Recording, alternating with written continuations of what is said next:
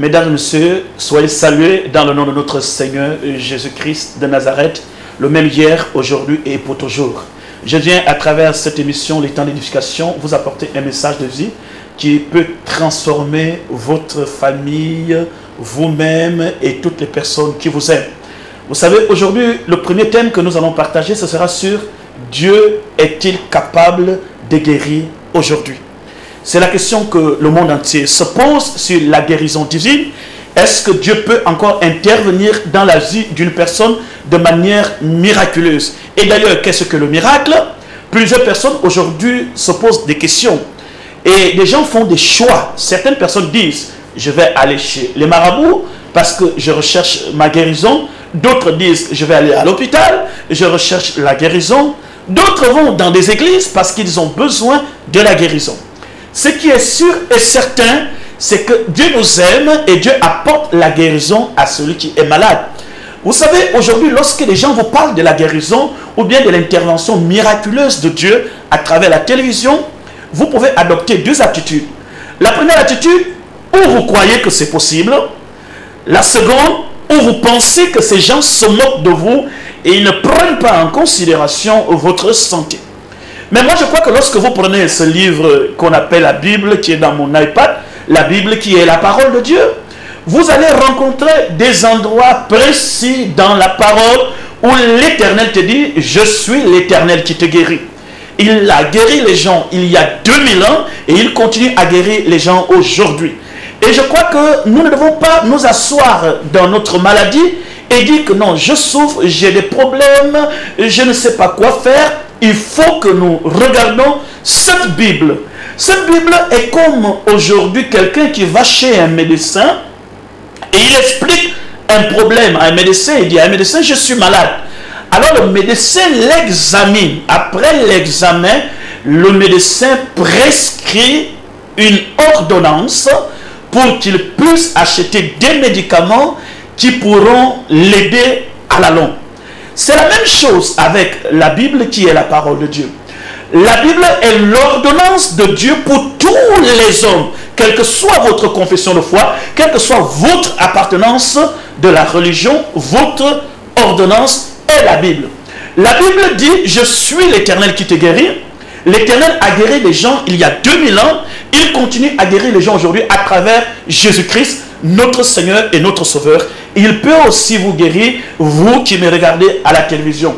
Alors, le premier cas de guérison que nous allons étudier aujourd'hui, ce cas de guérison se trouve dans le livre de Marc, chapitre 5, à partir du verset 25.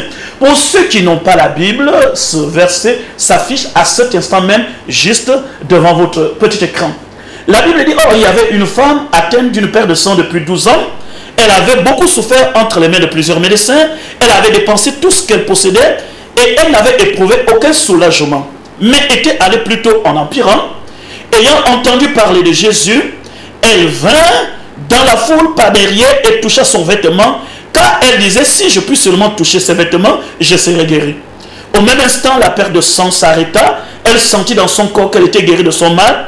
Jésus connut aussitôt en lui-même qu'une force était sortie de lui et se retournant au milieu de la foule, il dit, qui a touché mes vêtements? Alors j'aimerais que vous m'accordiez votre attention pour voir un peu cette guérison, ce miracle qui s'est produit dans la vie de cette femme. La Bible dit que cette femme avait une perte de sang. Aujourd'hui, il y a les gens qui ont des maladies qui sont cachées, il y a le cancer qui est à l'intérieur, il y a des microbes qui nous rongent à l'intérieur. Mais cette femme avait une maladie qui était au-dedans d'elle, mais qui pouvait aussi se manifester dans l'extérieur par l'écoulement de sang. Vous avez des maladies aujourd'hui comme la peste, comme le choléra, c'est-à-dire que vous souffrez dans votre homme intérieur, mais cette maladie se matérialise dans votre extérieur.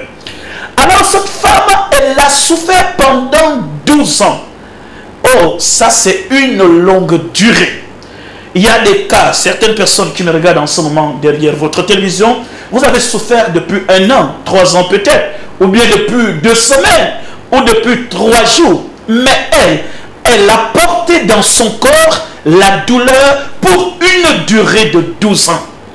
Et qu'est-ce qu'elle a fait? Elle a cherché la guérison.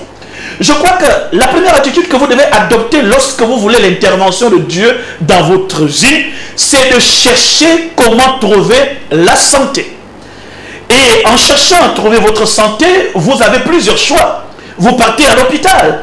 Dans l'hôpital, vous pouvez ne pas avoir gain de cause. Vous pouvez aller, certaines personnes vont chez les marabouts, d'autres chez les bouddhistes et autres. De toute façon, quand quelqu'un souffre, il a lui-même le choix d'orienter son espoir. Et cette femme, elle est partie partout. La chose que nous devons, le premier caractère que nous allons d'abord découvrir sur cette femme, c'est la persévérance dans la douleur. Ça signifie que malgré qu'elle avait la douleur, qu'elle souffrait, elle ne s'est pas laissée dominer par la maladie. À chaque fois qu'on lui disait qu'il y avait un médecin, tel ou tel endroit, elle partait, elle était dessus. Quand elle a souffert entre les mains de plusieurs médecins, cela signifie qu'il y avait des gens qui lui disaient, est-ce que tu sais qu'il y a tel ou tel médecin qui peut soigner ta situation? Elle se levait, elle partait, mais après, elle se rendait compte que bon, ça n'a pas marché. Elle est partie encore sur un autre médecin, elle se rend compte que ça n'a pas marché. Voyez-vous, plusieurs personnes qui me regardent en ce moment-là, vous avez des difficultés de persévérer pour voir le miracle de Dieu dans votre corps. Pour quelle raison? Parce que tout simplement que vous êtes allé chez un pasteur, on vous a invité quelque part, dans un séminaire, dans un programme. Ça n'a pas marché, vous dites non, ne me parlez plus de ces pasteurs-là, ne me parlez plus de ces gens, ils se moquent de nous, je suis allé prier là-bas, on a essayé de prier pour moi, ça n'a pas marché, donc laissez-moi ces choses. Voyez-vous, vous avez une très mauvaise attitude. Pour quelle raison? Parce que votre guérison, la clé de votre guérison est forcément entre les mains de quelqu'un. Dieu a toujours remis la clé de la délivrance, la clé de la prospérité et la clé de la guérison sur une personne que tu vas rencontrer. Tu feras une rencontre qui changera l'histoire de ta vie. Alors cette femme était persévérante, même si elle ne retrouvait pas la guérison sur plusieurs médecins qu'elle partait, elle gardait toujours espoir. Alors messieurs, madame, garde espoir. Toi qui nous regardes à travers ton écran de télévision, il y a de l'espoir. Parce que Dieu nous a guéris avant la fondation du monde. J'aimerais vous dire quelque chose de très important. La maladie dont vous souffrez à cet instant même, Dieu vous a déjà guéri. Je ne dis pas que Dieu te guérira. Dieu vous a déjà guéri à travers son Fils Jésus-Christ de Nazareth. La mort de Jésus sur la croix nous donne le privilège d'avoir la santé, le privilège d'avoir le pardon, le privilège d'avoir la prospérité. Ça, c'est trois types de choses que Dieu nous donne. Ce ne sont pas des choses à venir, ce sont des choses passées. Ça signifie que je suis pardonné dans mon passé, je suis prospère dans mon passé et je suis déjà guéri.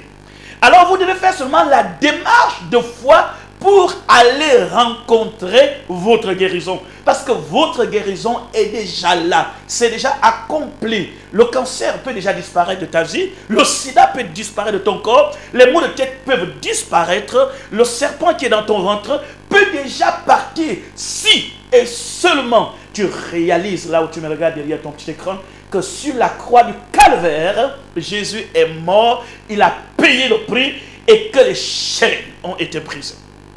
Alors cette femme a pris son courage à main. Elle est partie encore chez notre médecin. Il n'y avait pas d'espoir. Je vous dis quelque chose, mesdames et messieurs.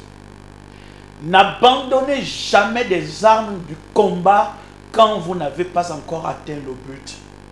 Et je n'aime pas l'expression qui est souvent utilisée dans notre pays, le Gabon, l'expression qu'on a tout essayé. Et cette expression amène les gens à croiser les bras. Et cette expression, on trouve ça partout, même en milieu politique. Les gens disent toujours, ah, on va encore faire comment? On a tout essayé. Quelqu'un est malade, 2 ou 3 personnes l'ont traité, ça n'a pas marché. Il va dire, mais j'ai tout essayé, je vais encore faire comment? Tant que vous vivez, vous n'avez pas encore tout essayé. Tant que vous respirez, vous n'avez pas encore tout essayé. Il y a une possibilité d'intervention divine de Dieu, soit à la 2e personne, soit à la 3e personne ou à la dernière personne. Alors garde espoir et persévère parce que tu es au bord du miracle qui va changer ton histoire. Alors cette femme, 12 ans, En 12 ans, on peut dire qu'on a tout essayé, vous êtes d'accord avec moi? Elle avait toute la raison de dire, laissez-moi ces médecins. Parce que la Bible nous dit qu'ayant entendu parler de Jésus-Christ, quelqu'un lui a certainement parlé de Jésus-Christ qui guérit. Elle avait toute la raison de se dire en elle-même, je suis allé chez tel, ça n'a pas marché. Je suis allé chez tel, ça n'a pas marché. Je suis allé là-bas, ça n'a pas marché. Maintenant, c'est Jésus. Non, écoutez, s'il vous plaît, ne vous moquez pas de ma situation. Elle avait toute la raison et toute la possibilité de réagir ainsi. Mais comme elle souffrait, elle tenait à sa guérison. Elle était prête à aller dans n'importe quel endroit pourvu qu'elle retrouve sa guérison. Voyez-vous, votre incrédulité vous garde dans la souffrance. Votre incrédulité vous empêche d'appeler, de prendre votre téléphone en ce moment et d'appeler le pasteur qui est en train de parler. En ce moment, le bishop qui est en train de vous parler, dit, oh bishop, j'aimerais que vous priez pour moi, j'ai telle ou telle situation. C'est vrai qu'il est arrivé que tel ou tel pasteur a prié pour moi, tel ou tel homme de Dieu a prié pour moi, tel ou tel évêque a prié pour moi, tel ou tel bishop a prié pour moi. J'ai déjà fait presque le tour. Mais il y a quelqu'un que Dieu a réservé pour le miracle de ta vie, pour ta santé et pour ta prospérité. Et cette femme s'est dit, je vais encore oser. Je n'abandonne pas. Tant que j'ai des hémorragies de sang, je vais m'approcher de ce Jésus. Alors elle est partie dans la foule, elle a couru plus que tout le monde, elle a traversé la foule et elle a touché les vêtements de Jésus-Christ. Aussitôt, une perte de sang s'est arrêtée automatiquement et le miracle de Dieu s'est manifesté. Pour regarder la suite, je vous laisse regarder cette petite page publicitaire et nous y revenons dans quelques secondes. Ok, mesdames et messieurs, nous revenons sur la deuxième partie de cette émission, sur le miracle de Dieu dans ta vie et l'intervention de Dieu dans ta vie. Alors vous allez remarquer maintenant, comme nous avons parlé de cette femme qui a souffert entre les mains de plusieurs médecins, qui est allée de médecin à médecin, elle ne s'était jamais découragée, elle a pris tout son courage jusqu'à ce qu'elle est arrivée vers Jésus-Christ. Voyez-vous, nous avons vu déjà dans cette première partie que cette femme n'a pas abandonné, elle ne s'est pas découragée, elle était persévérante et elle est arrivée jusqu'à Jésus. Voyez-vous, cette femme qui cherchait la guérison, qui voulait le miracle de Dieu, elle est arrivée vers Jésus, mais c'est quand elle s'approche de Jésus-Christ de Nazareth que les chances de recevoir son miracle deviennent de plus en plus minimes. Et je vous explique. Lorsqu'elle partait chez les médecins, dans les hôpitaux, elle partait, on voyait un médecin, elle prenait rendez-vous, le médecin le recevait, et après le traiteur, certainement on le rassurait dans des endroits où elle partait que tu es déjà guéri, c'est bon. Mais ça n'avait rien changé. On lui dit maintenant que c'est Jésus-Christ de Nazareth qui est l'espoir, et c'est lui qui peut te délivrer. Alors cette femme, qu'est-ce qu'elle fait quand elle décide de venir vers Jésus? Elle apprend certainement que Jésus est en train d'aller faire un miracle, ressusciter, je crois, un enfant quelque part. Et la foule l'accompagne. Cette femme se déplace avec la douleur. Suivez-moi attentivement. Messieurs, madame, vous qui me regardez, dans votre chambre d'hôtel, dans votre maison. Cette femme, elle est malade. C'est peut-être pas ses pieds qui étaient malades, mais la maladie rongeait son corps. Je vais vous dire que quel que soit l'endroit où vous souffrez, lorsque un seul membre souffre, c'est tout le corps qui souffre. Son corps est rongé par la maladie. Elle décide d'aller vers Jésus. Mais la grande surprise, elle trouve une marée humaine autour de Jésus. Parce que Jésus avait 3 classes de personnes qui le suivaient. Il y avait la foule, il y avait les disciples et il y avait les apôtres. Donc vous avez 4 barrières à franchir. Lorsque cette femme arrive, le plus souvent lorsque nous partons dans l'église, on veut rencontrer le pasteur, les choses deviennent encore de plus compliquées. Ah, le pasteur là, pour le rencontrer, c'est pas facile. Oh, moi je préfère retourner à la maison si c'est comme ça. Pour voir un pasteur là, ça devient compliqué. Regardez, cette femme avait toute la raison de retourner chez elle à la maison dès qu'elle s'était approchée. Elle voyait devant elle une foule immense. J'ai l'habitude de dire à l'église, si quelqu'un vient à l'église, que je vais rencontrer le bishop Pétan, et après il dit non, il y a trop de gens, je préfère retourner. Non, vous n'avez pas de problème.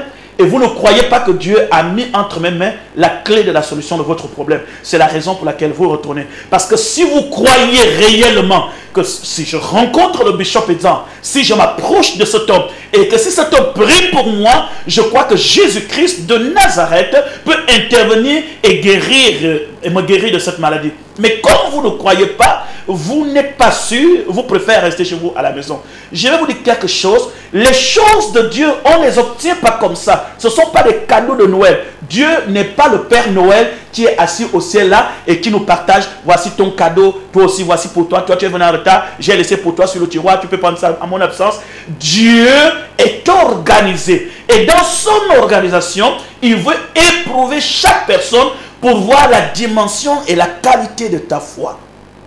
Alors lorsque cette femme arrive, elle se dit d'abord, je crois que si je touche ces vêtements, je serai guéri. C'était sa confession, sa proclamation de parole dans la bouche. Mais lorsqu'elle s'approche, elle se rend compte qu'entre sa proclamation de la parole et les obstacles qui sont devant elle, c'est très difficile de toucher Jésus. Alors qu'est-ce qu'elle décide? Elle aurait dit à quelqu'un, dites à Jésus que je suis malade. Oh, combien de personnes étaient malades dans cette foule. Elle aurait cherché, dit, mais toi, est-ce que tu peux dire à Jésus, je vais le voir, je suis malade? Non. Elle a décidé d'entrer en contact direct avec Jésus-Christ. Alors, elle entrait dans la foule. Elle a pris l'identité de la foule. Elle marchait comme tout le monde qui était dans la foule.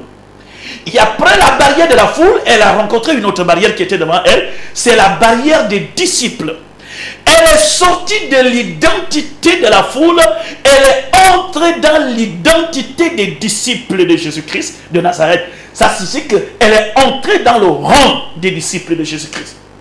Et dans le rang des disciples, il n'y avait pas encore moyen. Je veux qu'on s'arrête un peu pour quelques instants et écoutez bien ce que je vais vous dire tout à l'heure. Cette femme elle-même a programmé son miracle par le toucher de Jésus. Elle, moi à sa place, j'aurais dit, je pense que si j'arrive dans la foule, je serai guéri. Je crois qu'à l'instant même, la guérison allait se manifester. Elle aurait dit que je pense que vraiment, quand Jésus va passer, si je me retrouve à 100 mètres de lui, de Jésus, je serai guéri. Mais elle choisit l'option la plus difficile. Je pense que si je touche ses vêtements, je serai guéri. Regardez l'option qu'elle choisit. Les options qui semblent difficiles sont les meilleures. Elle quitte maintenant sur le rang des disciples. Elle se retrouve dans le rang des apôtres. Et tout ça là, Jésus n'était pas debout. Personne n'était debout. Tout le monde était en train de marcher. Certainement, à un certain moment, peut-être les gens ont constaté qu'il y a une femme qui est près là. Mais c'était trop tard. Juste après les apôtres, elle rentre dans le rang de la grâce et de la faveur. Elle touche les vêtements de Jésus-Christ. Au même instant, la perte de sang s'arrêta. Chers téléspectateurs, je crois que si vous regardez votre vie, vous avez beaucoup négligé votre santé. Vous avez beaucoup mis des barrières. Vous pouvez ne pas aimer un pasteur. Le rôle des pasteurs, ce n'est pas de chercher que vous les aimiez. Dieu nous aime et nous aimons Dieu et Dieu nous aime tous. Le rôle des pasteurs, c'est qu'ils sont des instruments de bénédiction pour chaque famille gabonaise. Et lorsque vous êtes souffrant et que vous voulez l'intervention de Dieu dans votre vie, vous devez vous approcher de Jésus-Christ. La question que tu te poseras aujourd'hui, où est Jésus? Mais Jésus il est là encore. Jésus est à travers nous, à travers ses serviteurs, à travers des prédicateurs, à travers des hommes qu'il a véritablement oint. Et c'est ce que vous devez faire. Vous devez sortir de votre chambre. Vous devez sortir de votre villa. Vous devez quitter autour de votre belle piscine et chercher à aller rencontrer celui à qui Dieu a remis l'autorité, la clé qui peut apporter la guérison dans votre vie. Oui, je l'assure, messieurs, l'argent ne peut pas répondre à tout. L'argent ne peut pas apporter toute la guérison. L'argent, il y a des choses auxquelles l'argent ne peut pas faire. Les endroits où vous méprisez, où vous sous-estimez, c'est parfois, ce sont ces endroits où Dieu a caché votre trésor. Alors, je vous demande et je vous invite de réfléchir sur ce que je viens de vous dire. L'heure de votre miracle a sonné. Je crois que Dieu vous aime et que Dieu est là. Dieu sait que tu souffres, mais il faut que tu agisses comme cette femme. Aller au-delà de tes capacités, aller au-delà de ta faiblesse, aller au-delà de ton raisonnement, aller au-delà de tes préjugés et dire à Dieu, voici le temps, voici l'heure. Seigneur notre Dieu, je veux faire la paix avec toi. Je veux que tu me guérisses, je veux que tu me restaures et je veux que tu me délivres. Seigneur Jésus. 4, 3, 2, 1, 0. Seigneur Jésus, je te remets ma vie. Et maintenant, j'invite toutes les personnes qui me regardent en ce moment pour faire la paix avec Jésus. Pour que Dieu puisse apporter sa guérison, Dieu puisse apporter sa délivrance dans votre vie. J'aimerais que vous fermez les yeux là où vous êtes. Vous êtes dans votre maison, dans votre chambre, vous êtes dans votre salon. J'aimerais que tu poses la main là où tu as mal et je vais prier pour toi à travers cet écran de la télévision. Touche l'endroit où tu as mal et répète cette prière après moi. Ô Dieu des cieux, je suis un pécheur. Je te demande pardon parce que j'ai péché contre toi. À travers le message de ton serviteur, je dis oui et je crois que tu peux me sauver. J'invite Jésus-Christ de Nazareth dans mon cœur comme mon Seigneur, mon Sauveur et mon Libérateur. Je lui donne toute ma vie. Seigneur Jésus, sauve-moi, guéris-moi et délivre-moi. Amen. Si vous avez fait cette prière de tout votre cœur, la grâce et la puissance du Saint-Esprit est entrée dans votre vie. Je suis votre humble serviteur, le bishop Sylvain Zan. J'aimerais savoir comment tu as été touché à travers ce message. Qu'est-ce qui s'est passé dans ta vie? Est-ce que tu as été guéri? J'aimerais savoir ce qui s'est passé tout de suite. Et je souhaite que tu sois la première personne qui m'appelle. Je suis le bishop Sylvain Zan. Je suis ton frère. Je suis ton pasteur. Mon numéro est juste devant ton petit écran. Tu peux m'appeler à cet instant même. Je te rassure que je vais te recevoir personnellement et je t'invite au programme. Si vous êtes à Libreville au Gabon, je vous invite au programme que nous animons tous les jeudis à partir de 18 h, tous les dimanches à partir de 9 h au Carrefour Kanté d'Ozangue et une soirée exceptionnelle qui se passe tous les vendredis à partir de 18 h. On appelle soirée Jésus est capable. Je vous aime. Que Dieu vous bénisse abondamment. J'aurai le même plaisir de vous retrouver la semaine prochaine. Ciao, ciao.